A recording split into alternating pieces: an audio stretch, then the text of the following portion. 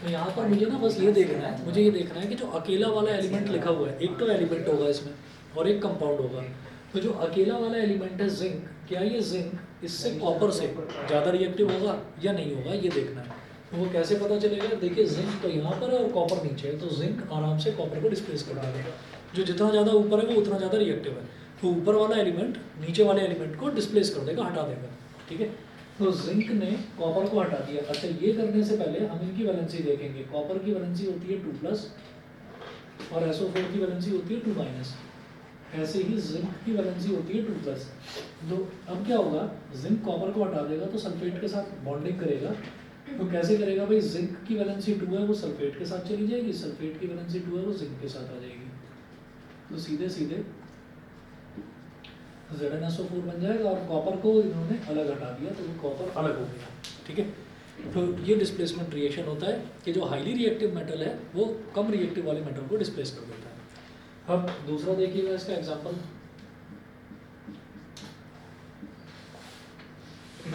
दूसरा एग्जांपल है CuSO4 + Mg।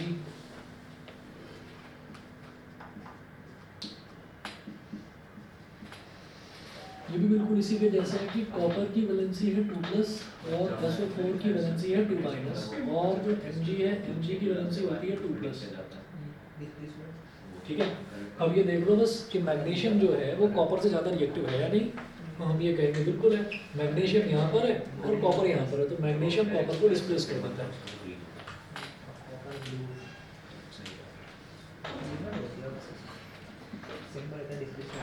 MgSO4 + Cu, ये हो जाएगा।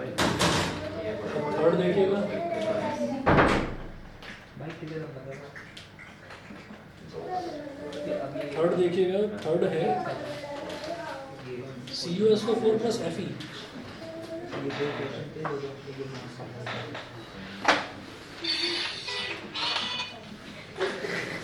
CuSO4 + Fe। अब यहाँ पर देखिए, यहाँ पर भी वही चीज़ है कि कॉपर की वैलेंसी 2+।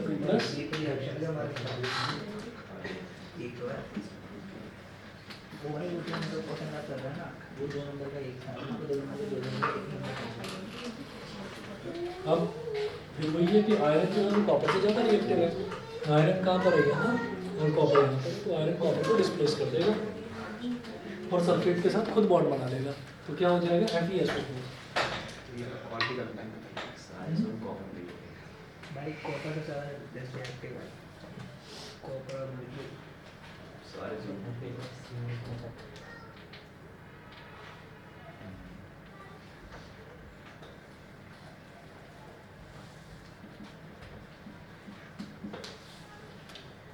हाँ जी, अगला देखिएगा CuCl2 + Pb।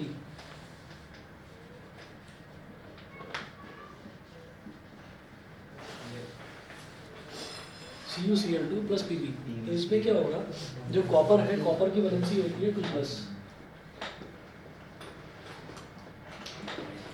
और क्लोरीन की वैलेंसी 1-। इधर जो लेड है, लेड की वैलेंसी भी 2+ होती है, तो लेड कॉपर से ज़्यादा रिएक्टिव है। देखिए लेड यहाँ पर है, मतलब कॉपर से जरा सा ही ऊपर है, पर ज़्यादा रिएक्टिव है, ऊपर है, इस वजह से उसको डिस्प्लेस कर दो। तो लेड इधर आ जाएगा, तो Pb की वैलेंसी 2 Cl के साथ, Cl की वैलेंसी 1 Pb के साथ। PbCl2 + C। ठीक है, उसके बाद देखिएगा फिफ्थ है AgNO3 + Cu।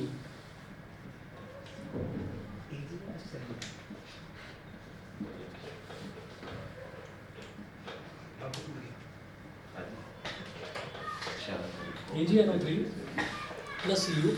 तो यहाँ पर देखिएगा कि ये जो सिल्वर है, Ag इसकी वैलेंसी होती है 1+, और NO3 की वैलेंसी होती है 1-। Cu की वैलेंसी होती है 2+। तो अब आप ये देखो कि यहाँ पर तो चलिए कॉपर जो है वो सिल्वर से ऊपर है, तो जब कॉपर सिल्वर से ऊपर है तो ये अकेले वाले एलिमेंट को हमेशा देखा जाता है कि ये रिएक्टिविटी सीरीज में ऊपर है या नहीं है, तो ये आराम से इसको डिस्प्लेस कर देगा।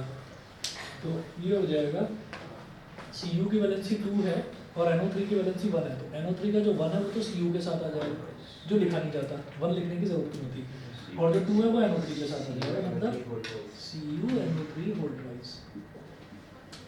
सी की मदद से इक्वलाइज प्लस C1 यानी कि Kg, ये हो गया। उसके बाद सिक्स्थ देखते हैं।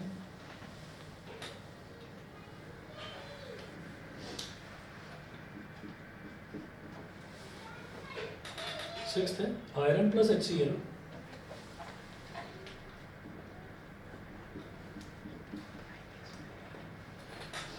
अब यहाँ पर आयरन की वैलेंसी होती है 2+,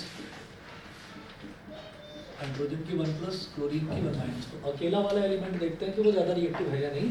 तो आयरन हाइड्रोजन से ज़्यादा रिएक्टिव है। देखिए आयरन यहाँ पर है, हाइड्रोजन यहाँ पर है, तो हाइड्रोजन को डिस्प्लेस करके FeCl2 प्लस हाइड्रोजन यानी कि H2 ये आ जाएगा। समझ रहे हो क्या आसान है?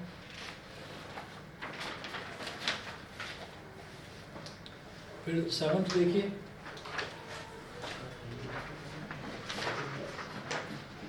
सर हमारे पेपर में आज एक क्वेश्चन आया था कि क्या बोलते हैं 4 रिएक्शन है, इनमें से कौन सा में डिस्प्लेसमेंट नहीं होगा, तो उसके 2 सही आंसर आ रहे थे। क्वेश्चन दिखाओ है। मतलब याद है जिंक सल्फेट और Fe का लगा था। अरे सर ये वो है जो आपने पहले करवाया था। मुझे टेबल बनी हाँ, वो हुई है टेबल वाली वो उसके करवाया था। अलावा वाले एमसीक्यू की बात कर रहा हूँ। चलो जिंक कोई सल्फेट और Fe का था, एक मिनट। उसके अलावा सही लगा। जैसे ये हो गया जिंक सल्फेट, इसका भी है।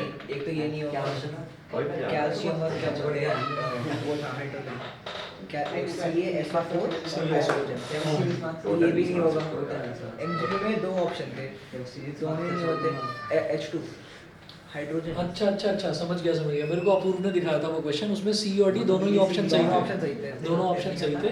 तो एक मिनट, लेकिन उसमें C वाला ज़्यादा सही था। वो वाला वो तो मैंने करा ही नहीं, तो उसमें C वाला ज़्यादा सही था। उसमें और वाला तो ज़्यादा इजी लगा। हाँ, मेरे को याद नहीं आ रहा। ओए मैंने और वाला करा था। इसमें एमसीक्यू वाला उठाएंगे, दूसरे क्वेश्चन की बात करें। इसमें कौन सा फिर ये कैल्शियम सल्फेट वाला नहीं था उसमें, उसमें एक सिल्वर वाला था। उसमें एक सिल्वर वाला था और सिल्वर नाइट्रेट था नहीं शायद। होगा। मुझे लग रहा है शायद यही था, मुझे लग रहा है शायद यही वाला था। क्वेश्चन तो ये था सर कि कौन से में डिस्प्लेसमेंट नहीं होगा। कौन से में डिस्प्लेसमेंट नहीं नहीं होगा। होगा, तो वो तो ये दो तो हुए, क्योंकि Fe क्या बोलते हैं रिएक्टिव है और उसमें भी रिएक्टिव है। तुझे कौन सा सेट भी मिल गया जो हमें नहीं मिला? नहीं उसमें ना मैंने देखा था, उसमें अगर आपने C या D में से कोई भी लिखा है ना तो आपको आंसर मतलब उसमें नंबर मिल जाएगा, क्योंकि दोनों ही डिस्प्लेसमेंट शो कर रहे थे। मैंने देखा था, मुझे ऐसा ध्यान आ रहा है कि क्वेश्चन में ये था कि डिस्प्लेसमेंट कौन सा शो करेगा, जो अपूर्व के उसमें आया था। अलग अलग सेट आए थे क्या? सल्फेट का तो उसका बात ठीक है वाला। अच्छा ये क्वेश्चन लिख के नहीं था।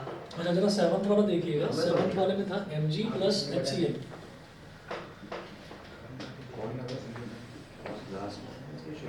शुरुआत तो Mg की वैलेंसी क्या हो जाएगी? Mg की वैलेंसी होगी 2+, 1+ और Cl 1-। तो Mg क्या करेगा, ये हाइड्रोजन को डिस्प्लेस कर देगा।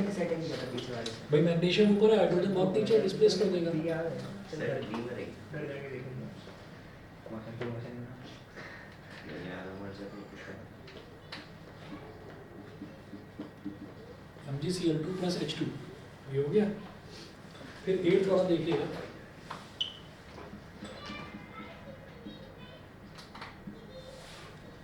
एट्थ वाले में Na प्लस H2O। जिसमें 2 ऑप्शन थे। अब ये जो H2O है ना, इस H2O को किस तरह से लिखा जाता है? मैंने आपको पहले भी बताया था, ये कौन सा है? H2O बनेगा किस तरीके से? सोडियम की वैलेंसी तो 1+ होती है, और ये कैसे होगा? H1+ या तो हमारे और OH 1-, H1+ और OH 1-। तो इससे होगा क्या? कि ये जो Na है ये OH के साथ कंबाइन कर जाएगा। भाई सोडियम का जो वैलेंसी है वो 1 है और OH की वैलेंसी भी 1 है, तो इसका 1 इसके साथ आ जाएगा, इसका 1 इसके साथ आ जाएगा। ये कटेंगे तो लास्ट में भी यूज करेंगे। NaOH प्लस H2 ये हो जाएगा। ठीक है, 8वां एग्जाम्पल ये। फिर 9th एग्जाम्पल देखिए ना। अच्छा ये जो आपके नोट्स में है ना 9th वाला जो एग्जाम्पल है, 9th वाले को काट देना। 9th वाले को काट देना क्योंकि इसमें ना Cl2 + 2 Ki दे रखा है। छोटा सा तो यहाँ पर क्या है, यहाँ पर हमको ना रिएक्टिविटी सीरीज नॉन मेटल्स की देखनी पड़ेगी, वो नहीं करनी है, वो नहीं करनी, इसलिए 9th वाला काट दो। 10th वाला देखिएगा।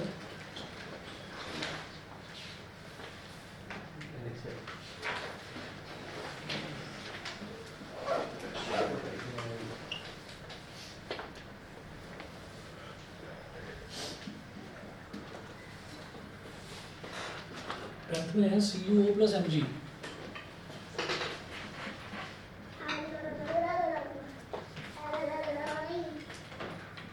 तो Cu की वैलेंसी 2 प्लस, ऑक्सीजन की वैलेंसी 2 माइनस, Mg की वैलेंसी 2 प्लस।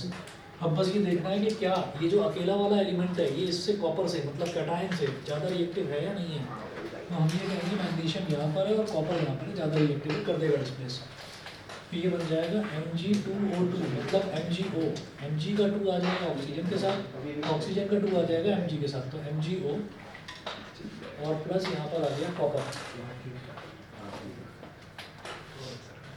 ऐसे ही अगला देखिएगा एग्जांपल नंबर 11 है।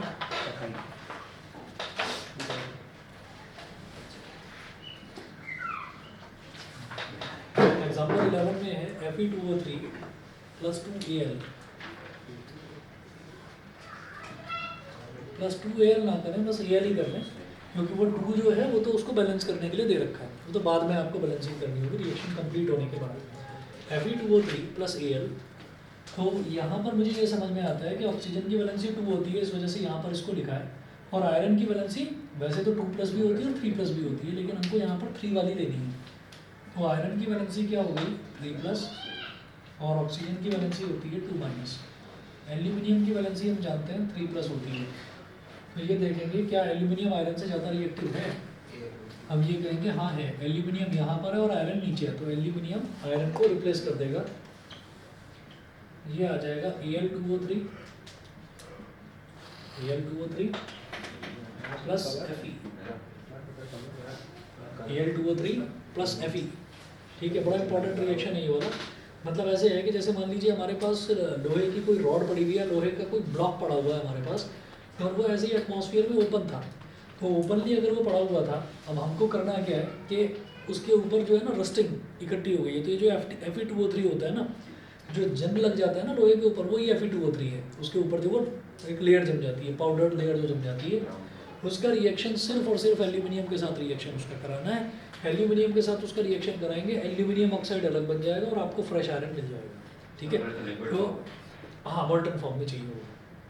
मतलब हमको ये नहीं करना उसमें, ये आप ये समझिए, हमको ये नहीं करना उसमें कि भाई आप आयरन को लेकर और उसको साफ करने बैठ गए आप Fe2O3 को। वो एक तरीका है, वो फिजिकल मेथड है, लेकिन ये केमिकल मेथड है कि आपने एल्यूमिनियम उसके साथ मिक्स कर दिया, रिएक्शन करा दिया, तो एल्यूमिनियम अपने आप जो ऑक्सीजन है उसको, ऑक्साइड की जो लेयर है उसको अपने साथ ले जाएगा और आपके पास फ्रेश आयरन बच जाएगा, डिस्प्लेस करा देगा उसको। उसके बाद जो चौथा टाइप का रिएक्शन है that is double displacement reaction. और डबल डिस्प्लेसमेंट रिएक्शन में किसी को भी रिडॉक्स रिएक्शन था ना, डबल डिस्प्लेसमेंट के बाद रेडॉक्स,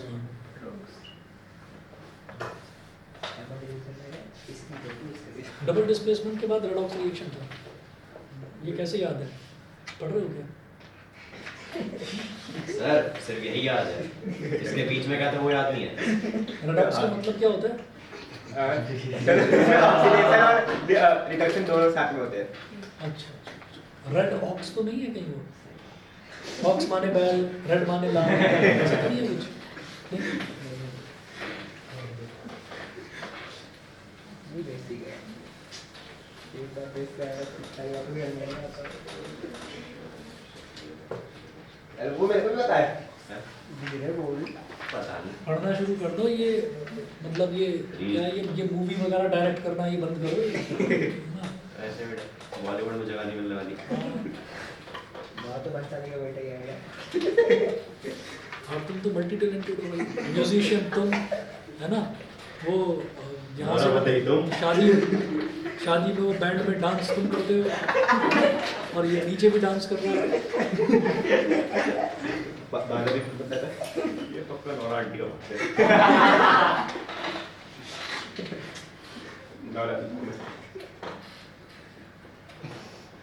इतना नहीं हंसते, इतना वो कभी मतलब जैसे कभी लाइफ में कभी हंसा ही ना हो। क्यों भाई?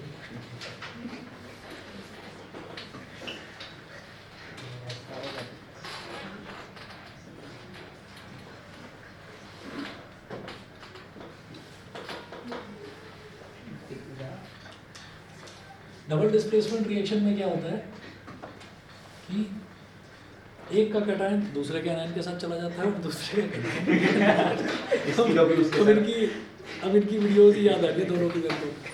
हम्म? स्पीड होती है इसके साथ। ये लिख कर आएगा पेपर में।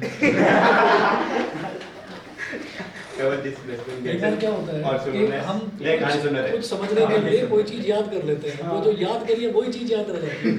और पेपर में इसको वही याद रहेगा, please stop calling me careless etcetera. Sir ये याद ही तो नहीं हुआ। पी फॉर प्लीज है, तो पी फॉर पोटेशियम याद नहीं आना इसको।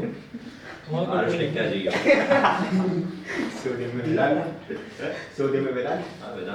सिल्वर में ये जी आदित्य, हाइड्रोजन।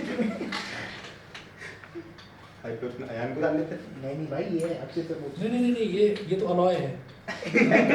इसके नाम से मिलता जुलता है ना, अलॉय। हेलो सर, हाइड्रोजन कौन? ये रहा। ये हाइड्रोजन है। ये हाइड्रोजन है, इसके बारे में किसी को कुछ नहीं पता, ठीक है ना। कभी भी कटायन बन सर जाएगा उस कभी दिन भी तो anion घोषित बन कर जाएगा। दिया इसने खुद ही। सब कुछ इसने खुला भी था। हाइड्रोजन में घुस गया उस दिन का। चलिए, वो है, ये वो है। वो बहुत सा हाइड्रोजन। और NO3 की वैलेंसी 1 माइनस, ऐसे ही Na की वैलेंसी 1 प्लस और Cl की वैलेंसी 1 माइनस। 1 माइनस लिखोगे, सिर्फ माइनस में लिखोगे तो भी चलेगा।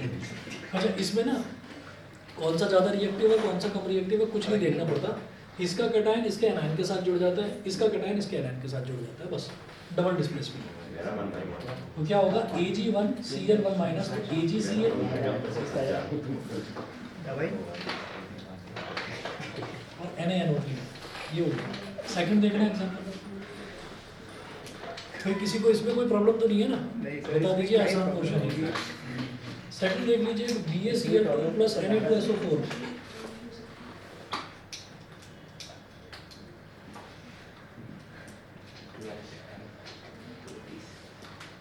मेरा पैसे में पड़ेगी। 12 पे करेगा। Ba2 प्लस और Cl1 माइनस, सोडियम की वैलेंसी 1 प्लस और SO4 की वैलेंसी 2 माइनस। तो सीधी बात है भाई, कैटायन मतलब ये जो पॉजिटिव वाला है ये इसके साथ जुड़ जाएगा, तो क्या बन जाएगा, Ba2 SO4 2 माइनस, तो इसका 2 इसके साथ, इसका 2 इसके साथ, तो BaSO4 2 से 2 कट जाएगा ना, तो इसलिए BaSO4 और प्लस NaC।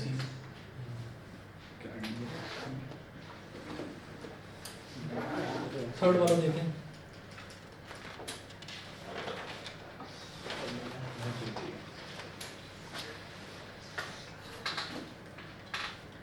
अब ये जो पेज नंबर 11 है ना, पेज नंबर 11 पर ये शुरुआत का पहला और दूसरा एग्जांपल ये गलती से 2 बार लिख दिया गया है, तो इसको दोबारा करने की जरूरत नहीं है। एग्जांपल 3 पर आइए सीधा, पेज नंबर 11 पर बिल्कुल नीचे की तरफ।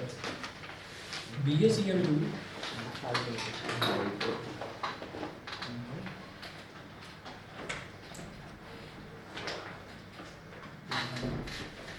प्लस CuSO4, तो Ba की वैलेंसी 2 प्लस, तभी तो क्लोरीन के साथ 2 प्लस लिखा हुआ है, और क्लोरीन की वैलेंसी 1 माइनस, तभी तो Ba के साथ कुछ नहीं लिखा हुआ, प्लस कॉपर की वैलेंसी 2 प्लस होती है और सल्फेट की वैलेंसी 2 माइनस। अब ये वाला है कैटायन, ये इस एनायन के साथ आ जाएगा, यानी कि BaSO4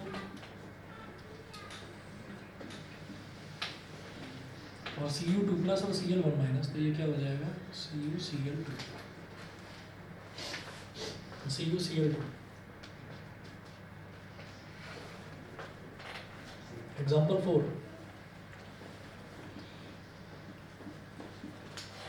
फोर्थ देखिएगा, फोर्थ में है CuSO4 प्लस H2S।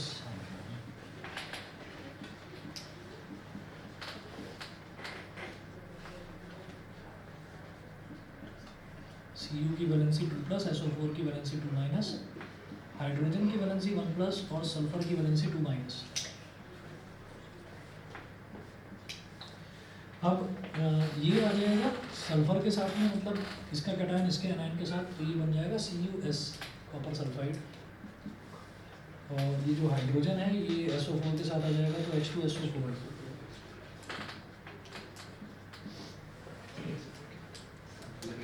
ऐसे ही एग्जाम्पल नंबर 5 देखिएगा, AlCl3 एल्यूमिनियम क्लोराइड।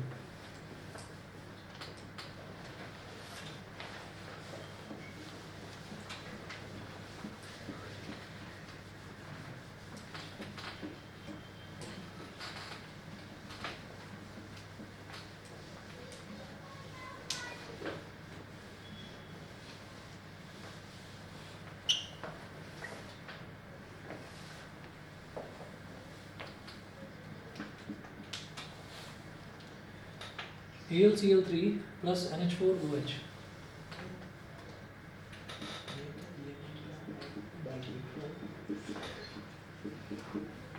तो एल्यूमिनियम की वैलेंसी होती है 3 प्लस, क्लोरीन की वैलेंसी 1 माइनस, NH4 की वैलेंसी 1 प्लस और OH की वैलेंसी 1 माइनस। तो ये 3 प्लस है और ये 1 माइनस है, तो ये इसके साथ जुड़ जाएगा। ये भैया AlOH हो गाइस और NH4Cl के साथ जुड़ जाएगा। NH4Cl, ठीक है। इसके 2-3 एग्जांपल और दे रखे हैं, एग्जांपल 6, 7, बस 2 ही दे रखे हैं। इनको कर लेना अपने आप। आगे के कुछ क्वेश्चंस हैं वो ट्राई करना नेक्स्ट क्लास में, जो भी डाउट हो पूछना इसमें। बस इसमें रेडॉक्स रिएक्शन और बचा हुआ है, वो आपको करवा दूँ।